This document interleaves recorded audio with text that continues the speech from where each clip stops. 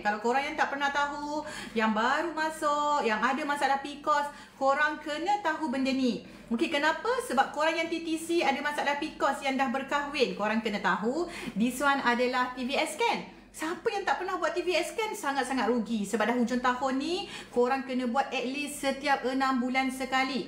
Okey, belah kiri tak nampak periksa setiap bulan datang. Kena buat hormon test, kena buat AMH. Okey, you all nampak tak apa yang saya pegang ni? Dan kenapa saya nak tunjukkan kepada anda? This one adalah TVS scan korang. TVS scan ni adalah scan yang mana setiap wanita perlu buat setiap 6 bulan. Kenapa? Kalau korang yang ada masalah PCOS, TTC, yang mungkin juga pernah ada masalah kerak, sakit perut, kerak kencing, dan pendarahan yang berpanjangan, berketul, itu semua tanda bahaya bagi wanita. Korang tahu tak tanda bahaya tu apa? Ada 5 tanda bahaya bagi wanita yang korang perlu tahu. Okey, saya di Cawangan Melaka ya, Bukit Beruang Melaka. So, kenapa tanda bahaya bagi wanita? Sebab kalau korang